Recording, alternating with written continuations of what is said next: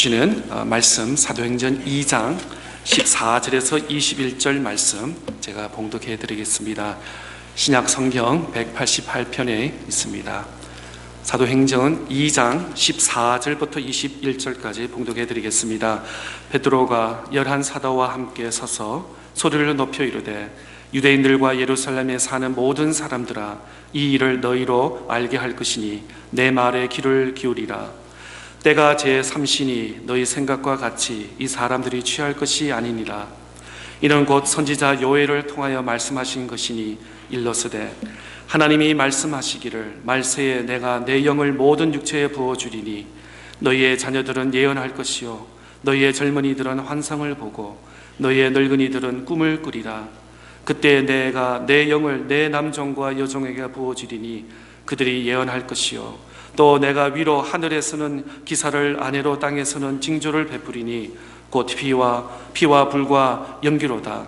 주의 크고 영화로운 날이 이르기 전에 해가 변하여 어두워지고 달이 변하여 피가 되리라. 누구든지 주의 이름을 부르는 자는 구원을 받으리라 하였느니라. 아멘. 우리 중창단 찬양 읽겠습니다.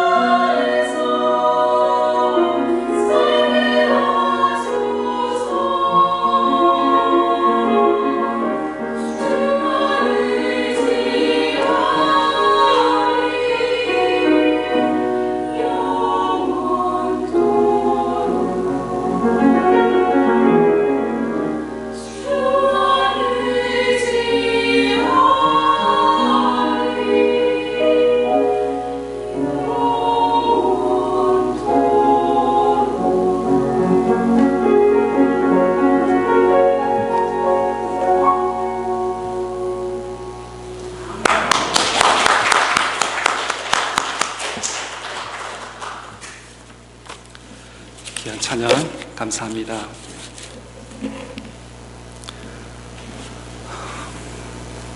지난 주일에는 소망의 공동체라는 주제로 말씀을 전했습니다.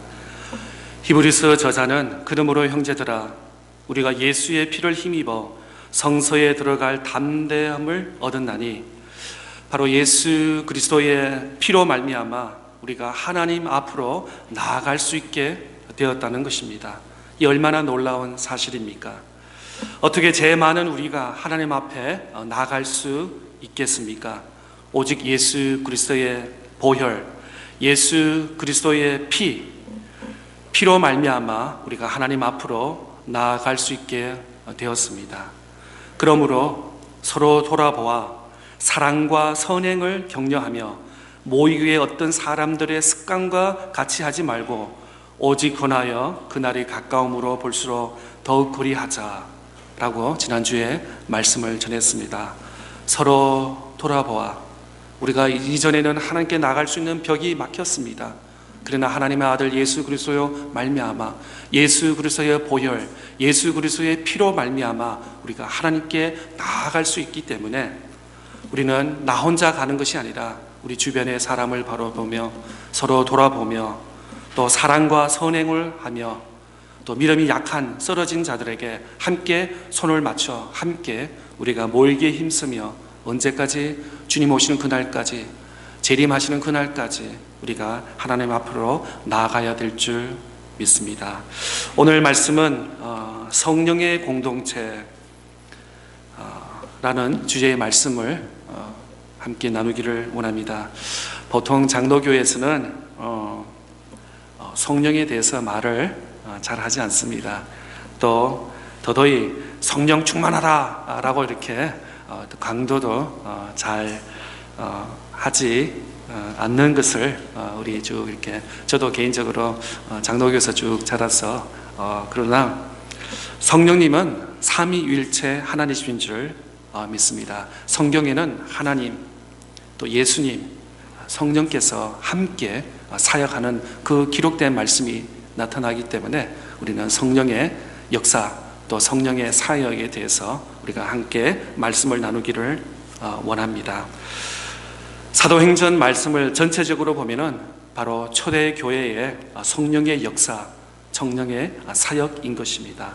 오늘 시대 2020년 정말 우리 주변을 바라볼 때 참 어려움이 많이 있습니다. 그런데도 오늘 이 시대를 가리켜서 교회 시대라고 말하고 있습니다. 또 성령의 시대, 저와 여러분은 바로 성령의 시대에 우리가 살고 있습니다. 또 우리 교회, 저와 여러분을 귀한 교회로 불러주셔서 귀한 성령의 공동체로 우리를 묶어주신 줄 믿습니다. 오순절날 성령을 사모하며 기다렸던 120명의 무리들이 성령에 임하였습니다. 하늘로부터 호련히 급한 바람 같은 소리, 불과 불의 혈같이 갈라지는 그들의 사람들 머리에 임하여서들 그들을 성령의 충만함을 경험하게 되었습니다. 성령이 임함으로 그들의 귀에 들렸고 또 그들의 눈에 보였습니다. 사모하고 기도하는 모든 무리 가운데 성령의 임재가 그 다락방에서 역사하신 것입니다. 그리고 성령께서는 그 기도하는 사람들을 친히 다 만져주셔서 성령의 충만함을 체험하게 되었던 것입니다. 우리는 예수를 믿는다과 또 예수를 만났다라는 것은 분명히 차이가 있습니다. 하나님께 예배를 드리지 않고 하나님 말씀을 묵상하지 않는 그런 사람들도 예수님 안다 혹은 믿는다, 예수님이 하나님의 아들이다 라는 것을 믿을 수는 있을 것입니다. 그러나 예수님을 믿는 사람하고 예수님을 만난 사람하고는 분명히 차이가 있을 것입니다.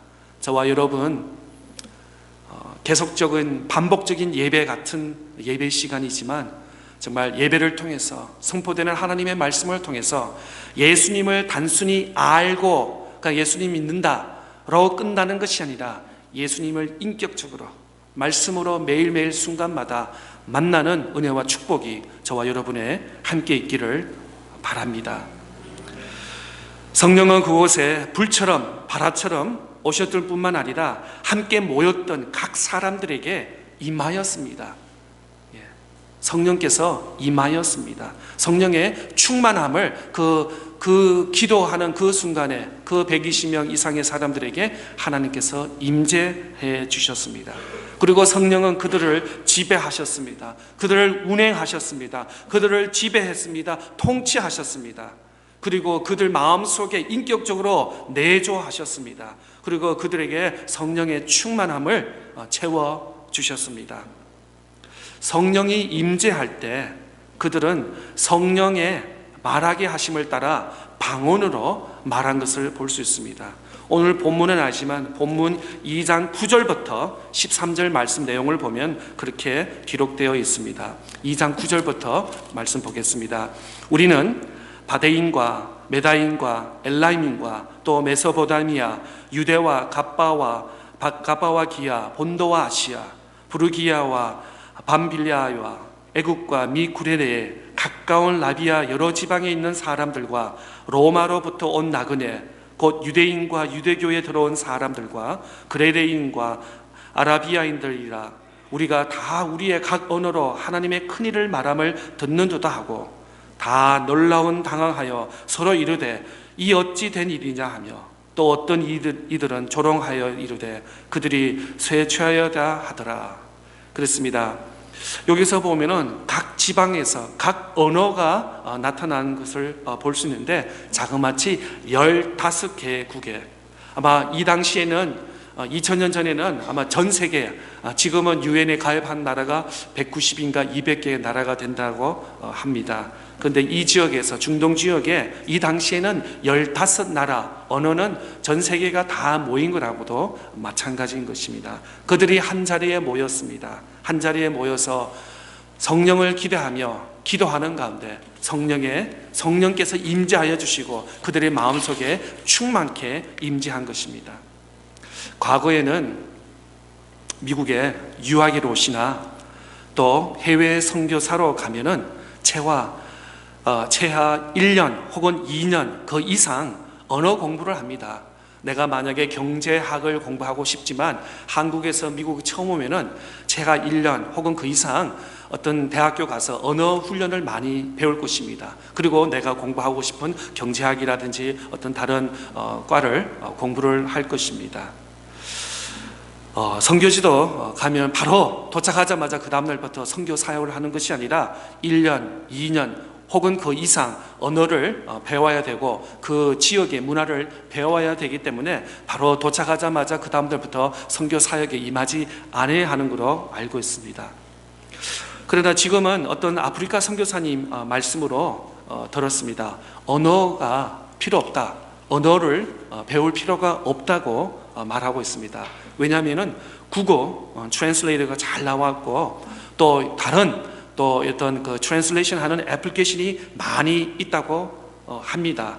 그래서 그 스마트폰에다가 내가 한국말로 여기 예를 들어서 뭐 다운타운 지역이 어디로 갑니까? 라고 이렇게 말하면 그 나라 말로 번역해서 이 스피커로 이렇게 통하는 그런 것이 지금도 이미 부분적으로 이루어지고 곧 수년 안에는 아마 모든 세계 언어가 그렇게 번역이 트랜슬레이터가 되어서 아마 특별히 외국 나가고 선교지 간다 하더라도 특별한 그 언어를 배울 필요가 없는 그런 시대에 우리가 살고 있는 것입니다. 매주일마다 예배 인도 또 설교를 하는 것이 그렇게 쉽지 않습니다. 어제 아침에 피테크 권사님 훈련 가운데 주제가 어제 공부가 리더십이라서 서로 돌아가면서 한 것이 리더십에 대해서 말씀을 나눴습니다. 그랬더니 리더십은 바로 말과 행함이 같아야 된다. 리더는 말과 행함이 같아야 된다. 그 말씀에 굉장히 동의를 했습니다. 아직도 부족한 저에게 매주마다 설교를 한다는 것이 그렇게 쉬운 태스크는 아닌 것입니다. 잘못하면은 강단에서 선포되는 말과 또 나의 일생생활이 다를 수 있기 때문에 그렇습니다. 이 강대상 마이크 앞에서는 무슨 말을 전할 수 있습니다. 그러나 그것은 진정한 리더, 진정한 목회자, 또 성도의 삶이 아니기 때문에 늘 강단에 서면서 두렵고 떨리는 마음이 있습니다. 많이 있습니다. 왜냐하면 나도 이 말씀처럼 살지 못하는데 내가 뭔데 또 교회 앞에서 이렇게 설교를 감히 할 수 있을까? 늘 부족하고 또 두렵고 떨리니 마음이 많이 있습니다. 설교라는 것이 무엇입니까? 참된 설교는 성령이 하시는 것입니다. 성령께서 하시는 것이 이 예배를 주관하여 주시고 예배를 인도하여 주시고 예배를 통해서 선포되는 말씀이 바로 성령께서 하시는 줄 확신합니다. 설교란 사람이 하는 것이 아닙니다. 사람의 생각과 어떤 운변, 어떤 인포메이션을 전달하는 것이 아닙니다. 어떤 설교자의 어떤 철학이나 또 사상이나 이런 것을 전하는 것이 아닙니다. 바로 설교는, 예배를 통해서 설교는 바로 하나님의 뜻, 하나님의 말씀, 하나님의 마음이 담긴 그 말씀을 전하는 것이 바로 설교인 줄 믿습니다. 그래서 성령이 임하시고 성령이 충만하면 성령의 인도하심에 따라 성령의 말씀하실 뿐만 아니라 그때 상황에 맞는 설교를 하게 하시는 건 줄 믿습니다. 그런 의미에서 우리가 가정에서나 직장에서나 어디에서나 정말 우리 교회를 위해서 우리가 다 기도해야 될 줄 믿습니다. 그냥 오늘 주일 11시니까 자동적으로 예배 드리는 것이 아닙니다. 예배를 위해서 어제부터 오셔서 교회를 정리하고 또 준비하는 그런 손길이 있었기 때문에 오늘 우리가 편안하게 온전히 하나님께 예배를 드릴 수 있는 것입니다. 자연히 그냥 불이 켜지고 온도가 맞춰지고 그냥 이렇게 되는 것이 아닙니다. 누군가의 희생과 누군가의 기도가 있었기 때문에 오늘 저와 여러분은 이렇게 예배를 드릴 수 있는 것입니다. 그러기 위해서는 정말 교회를 위해서 우리가 매일 기도해야 될 줄 믿습니다. 특별히 주일, 모든 예배가 중요하지만 특별히 주일날 우리 공동체가 모여서 함께 드리는 이 예배 시간, 이 예배를 위해서 여러분 11시부터 12시간 정말 아무 사고가 없이 그냥 하나님께서 강하게 역사하여 주셔서 하나님께서 시원하게 우리 교회에, 우리 공동체에 전하고 싶은 말씀을 마음껏 선포할 수 있도록 이 시간에 되어서 어떤 악한 마귀, 어떤 세력들의 방해가 되지 않고 온전히 하나님 말씀만 선포될 수 있도록 우리 이 교회를 위해서, 이 예배를 위해서 우리가 기도해야 될 줄 믿습니다. 특별히 부족한 이 종을 위해서도 여러분 기도 부탁드립니다. 정말 한 목회자의 생각과 목회자의 목회가 어디로 가냐 굉장히 중요하다고 생각합니다. 부족한 종이지만 여러분 늘 기억하여 주셔서 이 부족한 목회자를 위해서도 기도 부탁드립니다. 그래서 온전히 하나님의 말씀, 하나님의 뜻만 전달될 수, 이 강당을 통해서 하나님만 말씀, 하나님만 영광 받고 하나님만 찬양 받는 그런 예배와 말씀이 선포될 수 있도록 기도를 부탁드립니다. 요즘 사람들은 설교라고 하면 하나님의 말씀으로 듣지 않고 인간의 잔소리 혹은 어떤 교훈, 레슨, 어떤 좋은 말씀으로 생각하는 것은 잘못된 것입니다. 설교를 하면서 우리 교회는 그런 분이 없지만 또 한 분, 두 분 주무시는 분도 계시는데 또 놀라운 사실은 아멘 그러면 또 다 일어나셔요. 근데 아멘은 들리는데 다른 설교는 안 들리시는지 모르겠지만 우리 교회는 그런 분 아무도 없어서 너무나 감사한데 그렇습니다. 어떤 설교는 잔소리가 아닙니다. 어떤 교훈, 어떤 삶의 질을 높이는 그런 어떤 상위, 어떤 수준 높은 어떤 교육, 레슨을 받는 그런 시간이 아닙니다. 또 어떤 분들은 설교 시간이 요즘 자꾸 길어져. 우리 새로 오신 목사님 우리 교회 분위기를 잘 모르는 것 같아. 30분 전에 무조건 마쳐야 되는데 아마 혹시 여러분 마음속에 그런 마음이 있는지 가능하면 시간을 잘 지키려고 많이 노력합니다. 설교는 잔소리가 아닙니다. 어떤 교훈의 일은 아닙니다. 바로 오늘 함께 읽었던 사도행전 말씀처럼 성령의 역사하는 것입니다. 참된 예배, 참된 설교는 바로 성령께서 주장하시고 성령께서 강하게 역사하시는 하나님의 성령의 역사인 줄 믿는 것입니다. 신학교 다닐 때 클래스가 있습니다. 구약 클래스가 있고 신약 클래스가 있고 조직신학이 있고 역사사가 있고 여러 클래스인데 그 중에 한 클래스가 설교학이라는 것이 있습니다. Practical Theology라든지 아니면 하블레이라든지 이런 클래스가 있는데 신학생 때 주로 한 3번, 4번 이렇게 수업을 받습니다. 그래서 설교하는 작성법도 배우고 또 설교를 어떻게 잘 이렇게 성도들에게 교회 앞에 전달할 수 있을까라는 그런 훈련도 배우는 것입니다. 오늘 함께 읽었던 부분적이지만 바로 베드로의 설교가 기록되어 있습니다. 그리고 사도행전 7장에는 사도행전 6장에는 스데반 및 7집사가 세워지셔서 초대교회를 섬기는 귀한 집사의 직분을 받는 그 장이 나오고 7장에는 바로 스데반의 설교가 나오고 있습니다. 근데 이 설교를 두 개 비교해 보면은 스데반의 설교는 굉장히 논리적입니다. 굉장히 설득력이 강합니다. 그런데 반대로 사람들이 돌을 던져서 스데반을 순교하게 만드는 것입니다. 그런 반면에 오늘 함께 읽었던 사도행전 2장의 말씀 베드로의 설교는 스데반의 설교에 비교해서 어떤 논리라든지 어떤 설득력은 없습니다. 그런데 놀라운 사실이 있는데 2장 37절의 말씀에 보면은 그들이 이 말을 듣고 베드로의 설교를 듣고 마음이 찔려 베드로와 다른 사도에게 물어 이르되 형제들아 우리가 어찌할꼬 하거늘. 그렇습니다. 설교학적으로 보면은 스데반 설교가 더 이렇게 좀 더 좋은 설교입니다. 그런데 베드로 설교는 그렇지 않았습니다.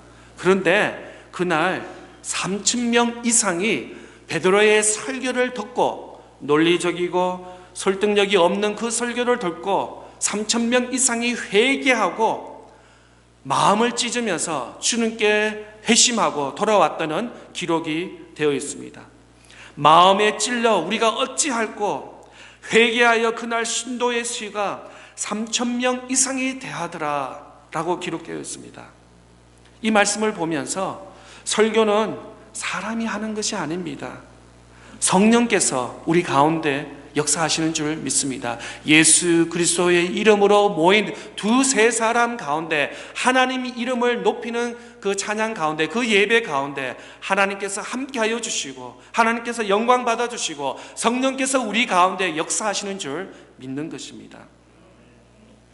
우리의 문제는 하나님을 우리가 믿으면서도 우리는 하나님이 우리의 최우선으로 계시지 않다는 것입니다. 하나님을 다만 우리의 문제에 도움 주시는 분, 우리의 삶 속에, 우리의 직장에, 우리의 사업터에, 우리 가정에, 자녀에 문제가 없으면은 별로 교회에 특별히 기도할 마음이 별로 없어요. 그런데 갑자기 내 직장에 어려움이 있어요. 내 자녀가 갑자기 생각지도 않은데 어려움이 있어요. 아파요. 계획하지도 않은데 내 사업장이 지금 어려워요. 그러면은 하나님 도와주세요. 살려주세요. 라고 하는 하나님이 단지 이렇게 요술방망이처럼 그냥 하나님께 간구하고 주여 주여 하면은 하나님께서 그 기도를 들어주시고 응답하시는 그런 요술방망이로 우리가 잘못하면 생각할 수 있는 것입니다. 우리는 하나님을 우리를 위기에서 건져주시는 분, 병을 고쳐주시는 분, 부를 때마다 우리를 도와주시는 분으로 생각하지는 않은지요. 하나님은 우리의 왕이십니다. 하나님은 우리의 주권자이십니다. 하나님은 우리의 창조주이신 것입니다. 창조뿐만 아니라 오늘을 다스리시고 운행하시는 분이 우리 하나님인 줄 믿는 것입니다. 단지 내가 도움이 필요할 때마다 하나님을 구하는 것이 아니라 24시간 7일 365일 늘 순간 나의 환경이 좋든 나의 환경에 어려움이 있든 늘 하나님과 동행하고 하나님과 왕래하는 그런 믿음의 사람이 되어야 될 줄 믿습니다. 나의 삶에 아무 문제가 오면 하나님과 멀어집니다. 교회 가는 것도 띄엄띄엄하고 또 기도하고 말씀 있는 것도 대충 하고, 그런데 나한테 굉장히 어려움이 있어요. 우리 가정에 어려움이 있어, 나의 직장에 어려움이 있으면 그러면 성경을 피고 기도하고 아침 저녁으로 하나님 도와주세요. 하나님 이번만 살려주시면 제가 다시 또 교회 가서 열심히 봉사하고 헌신하겠습니다. 혹시나 그러지는 않은지요? 여러분의 우선순위가 성령이십니까? 정말로 여러분의 중요한 우선순위가 무엇입니까? 저는 오늘 여러분의 삶 속에 정말 하나님이 최고의 우선순위가 될 수 있기를 바랍니다. 성령의 사건이 내가 예수님을 믿고 내가 회개하고 내가 세례받고 교회 직분자로 세워주신 것이 내 생에 가장 중요하고 가장 최우선적이다 라고 여러분 믿으십니까? 내가 과거에 한국에서는 내가 뉴욕에 살 때, LA 살 때는 내가 예수님 믿지 않고 교회들 그냥 건성으로 다녔는데, 내가 이 동부 지역에 와서 정말 예수님을 믿고 내가 구원을 받고 내가 구세주로 내 입으로 시인하는 구원받은 여러분 그 사건을 여러분은 감사하며 하나님께 영광을 돌리십니까? 때로는 복음을 전하고 전도하는 것이 여러분의 최우선순위가 될 수 있기를 바랍니다. 정말 하나님께서 저와 여러분을 구원해 주셨습니다. 하나님께서 저와 여러분에게 귀한 직분의 사명을 주셨습니다. 왜? 아직도 세상에서 예수 그리스도를 모르는 그들에게 나가서 복음을 전하라고. 우리 직장과 우리 친척 중에 내 이웃과 내 주변 중에 아직도 예수를 모르는 그 사람들에게 먼저 우리에게 하나님께서 우리에게 은혜를 베풀어 주셨습니다. 말씀을 주셨습니다. 구원해 주셨습니다. 성령의 충만함을 허락하여 주셨습니다. 그 이유는 내 옆에 있는 사람들에게 복음을 전하기 위해서 먼저 믿은 자로서 하나님께서 저와 여러분을 세워주신 줄 믿는 것입니다. 많은 사람들에게는 복음을 전하고 전도하는 것이 우선순위가 아닙니다. 제일 나중에 예배 시간도 내가 직장 생활하고 가정 생활하고 사업도 하고 시간이 남는 시간을 그냥 하나님께 와서 드리는 것.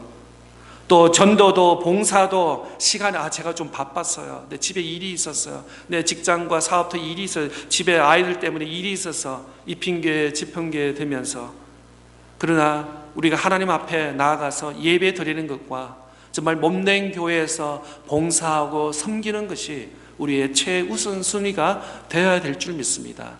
마태복음 6장 25절부터 34절까지 사도 마태를 통해서 하나님께서 말씀하셨습니다. 공중에 나는 새를 보아라. 심지어도 않고 거두지도 않는데도 하나님께서 그 공중에 나는 새들을 다 입히시고 먹이시고 살리신다는 것입니다. 저와 여러분은 하나님의 형상으로 입은 사람이다. 창조 피조물인 것입니다. 날아가는 새와 벌레보다도 우리는 더 존귀한 존재인 것입니다. 우리가 이 땅에서 건강하고 먹고 사는 거 하나님께서 다 알고 계십니다. 우리의 마음속에 쉬는 소리까지도 들으시는 그 하나님께서 우리의 연약함과 우리의 부족함과 우리의 필요를 다 아시는 하나님께서 우리를 채워주시고 우리를 보호하여 주시고 우리를 인도해 주시는 줄 믿는 하나님. 그러면서 마지막 33절 34절에 먼저 너는 그의 나라와 그 의를 구하라 라고 했습니다. 먼저 하나님을 우선순위로 두라고 말씀하고 있습니다. 세상의 일들은 그 다음에 다 이루어지리라. 그러나 우리의 우선순위는, 우리 믿는 자들의 우선순위는, 성령의 충만한 공동체의 우선순위는 먼저 하나님을 최우선으로 둬야 될 줄 믿습니다. 그럴 때 우리의 직장과 우리의 사업터와 우리의 관계 속에서 우리의 자녀들까지도 하나님께서 우리를 지키시고 인도해 주실 줄 믿습니다. 여러분 가정에서나 직장에 있는데 우리 아이들이 학교를 갑니다. 또 우리 큰아이들 대학교 또 직장에 가는 다른 도시에 있는데 우리 부모님이 언제 다 관습하고 어디에 가는지 누구를 만나는지 어떻게 다 알 수 있겠어요?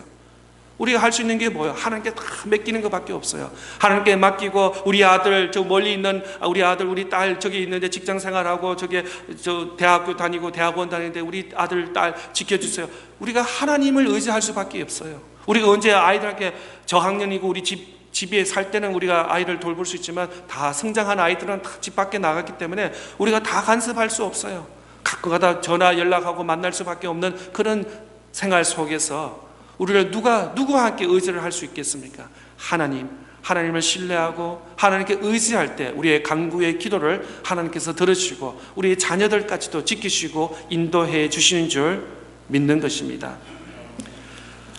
오늘 말씀 한번 읽겠습니다. 본문의 16절, 17절, 18절 사도행전 2장 16절, 17절, 18절 말씀. 이는 곧 선지자 요엘을 통하여 말씀하신 것이니 이르시되 하나님이 말씀하시기를 말세에 내가 내 영을 모든 육체에 부어주리니 너희의 자녀들은 예언할 것이요 너희의 젊은이들은 환상을 보고 너희의 늙은이들은 꿈을 꾸리라.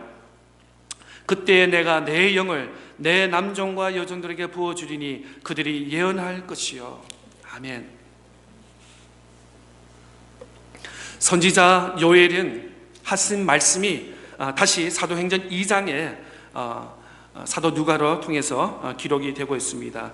여기에 17절 말씀에 보면은 말세라고 기록되어 있습니다. 메시아가 이 땅에 인간으로 오시게 하셔서 바로 예수님이 33년 사역하시고 십자가에 못 박혀 죽으시고 부활하시고 성천하시고 하나님의 사역은 완성되었습니다. 요엘서에는 그 이후에 사도행전에는 말세에 이런 똑같은 컨셉인데 두 단어가 이렇게 사용되고 있습니다. 바로 앞으로 올 미래를 예측하는 것이 아니고 바로 예수 그리스도께서 오심으로부터 시작된 사역이 바로 성령의 사역인 것입니다. 하나님께서 말씀하시기를 말세에는 종말을 말하고 있지 않습니다. 오히려 말세는 예수님의 사역이 끝나고 예수님께서 우리에게 요한복음 14장 말씀하신 것처럼 기다려라, 예루살렘이 기다려서 성령의 충만함을 받으라 라고 말씀하신 것입니다. 세상의 종말을 준비하기 위해서 하나님께서 우리에게 성령의 시대를 시작하게 하신 것입니다. 그냥 아무 의미 없게 세상 종말이 와서 하나님께서 임재하셔서 심판하시고 그런 것이 아니라 심판 마지막 말세를 준비하기 위해서 새로운 시대가 열었는데 그것이 바로 예수님 사역 이후에 성령의 시대가 열린 것입니다. 이것은 우리에게 굿뉴스인 것입니다. 좋은 소식인 것입니다. 말세는 우리가 두려워할 필요가 없습니다. 말세의 시대는 바로 성령의 시대인 것입니다. 하나님께서 믿는 자에게 더 성령의 은사와 성령의 능력을 부어주시겠다고 요엘 선지자서를 통해서 우리에게 말씀하시는 것입니다. 여기 두 번째 17절 말씀에 보면은 말세에 내가 내 영을 모든 육체에 부어주리라 라고 말씀하고 있습니다. 구약에서는 어떤 특정 국가, 특정 국민만이 구원의 대상이었습니다. 예를 들어서 이스라엘 백성들. 그러나 지금은 성령의 시대에 마지막 시대에 사는 저에게는 국가와 경계선과 모든 민족을 넘어서 누구든지 마지막 21절 말씀에 보면 누구든지 주의 이름을 부르는 자는 구원을 받으리라 그랬습니다. 꼭 이스라엘 사람이 될 필요 없어요. 중동의 사람이 될 필요 없어요. 할아버지들부터 믿음의 조상이 필요 없어요. 모든 자, 누구든지 주의 이름을 부르는 자는 구원의 대상이라고 요엘 선지자를 통해서 사도행전의 말씀이 기록되고 있는 것입니다. 그리고 내 영을 모든 육체에, 모든 국가와 어떤 언어와 이런 것이 아니라 모든 육체, 살아있는 사람이면 다 예수 그리스도의 자녀가 될 수 있는 특권을 받은 예수 그리스도의 구원을 받을 수 있는 대상이 되었다고 말씀하고 있습니다. 그러면은 성령이 부어지면은 무슨 일이 일어납니까? 세 번째로 성령이 임하시면은 너희의 자녀들은 예언할 것이요 라고 기록되어 있습니다. 구약 시대에는 예언자들이 예언하였습니다. 우리가 잘 아는 예레미야, 이사야서, 또 에스겔서, 또 다니엘서 이런 선지자를 통해서 하나님께서 말씀하셨습니다. 왜? 이스라엘 백성들과 주변 국가들이 워낙 하나님 말씀을 떨어져서 타락한 생활을 살았기 때문에 하나님께서 그때 시대마다 하나님께서 선지자를 보내주셨습니다. 선지자를 통해서 하나님의 마우스피스가 돼서 하나님을 대신해서 선지자들이 외쳤습니다. 회개하라, 마지막 날이라, 이렇게 살면 하나님의 재난과 심판이 있으리라. 선지자를 통해서 하나님의 말씀이 선포되었습니다. 그런데 이 말씀을 통해서는 마지막 때는 너희들의 자녀들이 예언할 것이요 라고 말씀합니다. 여기서 자녀들은 우리 자녀들을 말합니다. 10대, 20대, 30대 젊은 자녀들, 아이들을, 학생들을 말하고 있는 것입니다. 학생들이 마지막 때에는 성령의 충만함을 받아서 서로 예언한다는 말씀입니다. 이전에는 구약시대에 대선지자, 소선지자를 통해서 그때 시대마다 50년마다, 100년마다, 200년마다 선지자를 보내주셨는데 지금은 우리의 자녀, 우리 가정에 집에서 사는 자녀들이 예언한다는 것입니다. 그렇습니다. 성령 받고 구원의 확신을 받은 사람들은 마음대로 살지 않습니다. 예수 믿은 사람, 구원받은 사람은 아무 생각 없이 학교 가지 않습니다. 아무 생각 없이 운전하지 않습니다. 아무 생각 없이 그냥 직장생활 하지 않습니다. 그에게는 믿음이 있습니다. 그의 마음에는 구원의 확신이 있습니다. 삶의 목표가 다릅니다. 삶의 의미가 다른 의미를 가져오기 때문에 그런 것입니다. 아무리 똑똑해도 성령 받지 않는 사람, 아무리 세상에서 위대한다 하더라도 구원받지 아니하는 사람은 하나님에 대해서 알지 못합니다. 하나님의 미래에 대해서 알 수 없습니다. 그러나 우리 자녀들, 예수님을 믿고 구주로 영접한 또 성령의 충만함을 받은 우리 자녀들은 내일이 종말이 온다 하더라도, 내일이 전쟁이 있어서 빌딩이 무너지고 도로가 무너진다 하더라도 그들은 두려워하지 아니할 것입니다. 흔들리지 아니할 것입니다. 왜? 그들에게는 하나님이 함께하여 주시고 그들에게는 확독한 미래가 있기 때문에 그런 것입니다. 또 성령이 임하시면 무슨 일이 납니까? 너희의 젊은 이들이 환상을 보고, 젊은 사람, 젊은 아빠 엄마들, 젊은 사람. 전에 제가 텍사스 있으면서 청년부 사역을 수년했습니다. 청년부 사역을 하면서 몇 가지 기억이 나는데, 많은 청년들이, 젊은이들이 꿈이 없어요. 꿈이 없어요.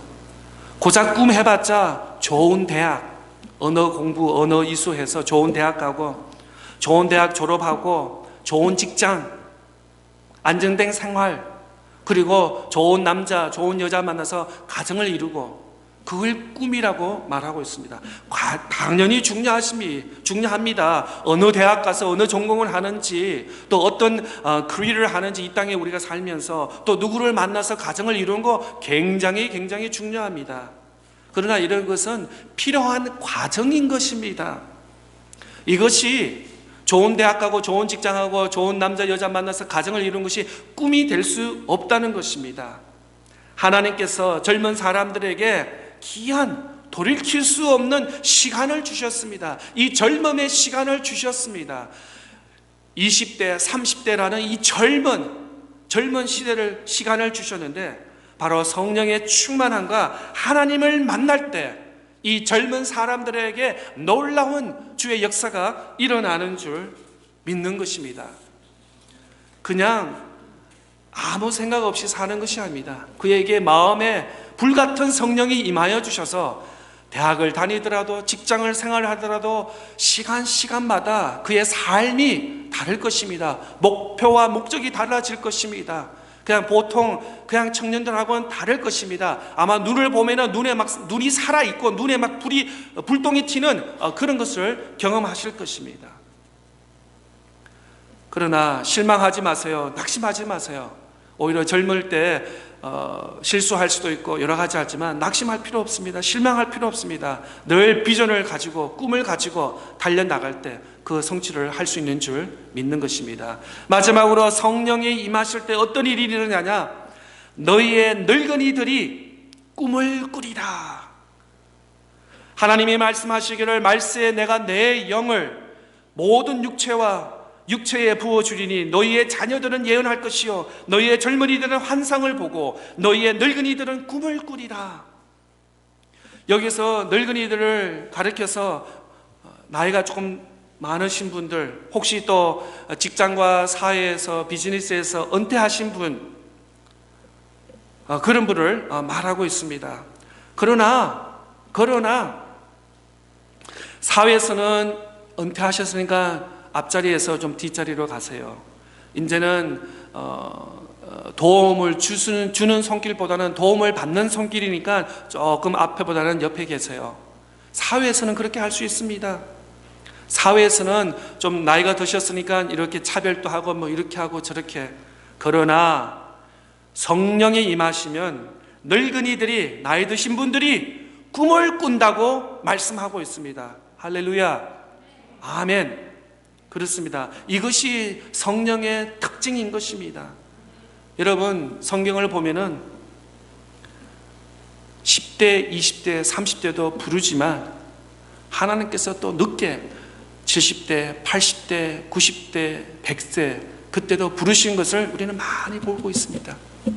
모세를 보세요. 광야 생활에서 40년 하고 80이 넘어서 하나님께서 모세를 이스라엘 지도자로 세워주셨습니다. 아브라함은 약속을 하셨지만 100세 때 아들 이삭을 보내주셨습니다. 그때부터 믿음의 조상으로 삶을 살게 하셨습니다. 우리 교회 이렇게 표현해서 죄송합니다. 6학년 2반 계시죠? 무슨 반인가 아시죠? 6학년 2반, 7학년 2반, 8학년 2반 계시죠? 30대, 40대, 50대도 계시는데 6학년, 7학년, 8학년 우리 모두 다 같이 성령이 임하시면은 우리가 모든 일들을 앞으로 해야 할 사역들을 우리가 같이 함께 감당해야 나갈 줄 믿습니다. 나이가 들어서 제가 이제 목사님 아주 잘 모르시는 것 같은데 제 나이가 이렇습니다. 예전엔 그랬고 이랬고 이젠 주일 예배밖에 못 드립니다. 혹시나 여러분 마음속에 그런 분 계십니까? 저 평생 40년 50년 주일 학교 때부터 성경 공부했습니다. 이제 성경 공부 그만해도 됩니다. 제 나이가 몇인데요 목사님. 봉사는 젊고 힘이 있을 때 젊은 사람한테 좀 부탁하세요. 그런데 성령이 임하시면은 나이 드신 분, 젊은이가 없습니다. 성령에 충만한 사람밖에 없습니다. 성령에 충만한 사람, 성령에 충만하지 아니한 사람, 그 차이밖에 없습니다. 주님이 오시는 그날까지 우리가 하나님 앞에 예배 드려야 될 줄 믿습니다. 주님 오시는 그날까지 우리가 성경 말씀을 가르치든지 배우든지 읽든지 쓰든지 해야 될 줄 믿습니다. 주님 오시는 그날까지 우리가 봉사해야 될 줄 믿습니다. 봉사는 젊은이들 몫이 아닙니다. 젊은이들 아닙니다. 성령에 충만한 사람이 봉사해야 될 줄 믿습니다. 우리 모두가 다 봉사자야 될 줄 확신합니다. 세상에서는 나이가 이렇다 저렇다 젊은 사람 늙은 사람 자녀들 구별하지만 교회에서는 구별이 없습니다. 교회에서는 차별이 없습니다. 성령의 임재와 성령에 충만한 사람만 있을 줄 믿습니다. 다시 한번 17절 말씀해 보겠습니다. 하나님이 말씀하시기를 말세에 내가 내 영을 모든 육체에 부어주리니 너희의 자녀들은 예언할 것이요 너희의 젊은이는 환상을 보고 너희의 늙은이는 꿈을 꾸리라. 아멘. 아멘. 마지막으로 하나님께서 왜 성령에 임재하셨습니까? 왜 요엘 선지자를 통해서 예언하셨습니까? 왜 사도 베드로를 통해서 이때 설교의 말씀을 하십니까? 마지막으로 21절 말씀에 보면은 누구든지 주의 이름을 부르는 자는 구원을 받으리라. 주의 이름을 부르는 자는 구원을 받으리라. 왜 베드로가 모든 사람들 앞에서 설교를 하고 있습니까? 왜 요엘 선지자가 예언을 말씀하고 있습니까? 성령이 임하시면 자녀들이, 젊은이들이, 늙은이들이 모두 다 주 예수 그리스도의 이름을 부르며 구원을 받으리라 라고 말씀하고 있습니다. 왜 성령이 임하였습니까? 왜 우리는 마지막 때에 말세에 살고 있습니까? 바로 복음 때문에 주의 이름을 부르는 자는 모두 구원을 받을 것이다. 아직도 복음이 필요한 사람들이 우리 주변에 많이 있습니다. 우리 가족 중에도 있을 수도 있습니다. 우리 친척 중에도 있을 수 있습니다. 우리 이웃 중에도 있습니다. 여러 가지 이유로 지금은 우리 교회에 나오지 않은 그런 형제 자매가 있을 수 있습니다. 직장이 바빠서, 사업터가 바빠서, 아니면 마음의 상처를 입어서 어떠한 이유더라도 모든 자는 누구든지 주의 이름을 부르는 자는 구원의 대상인 줄 믿습니다. 복음을 전할 수 있는 저와 여러분 될 수 있기를 바랍니다. 주의 이름을 부르는 저와 여러분 다 될 수 있기를 바랍니다. 기도하겠습니다. 하나님 아버지,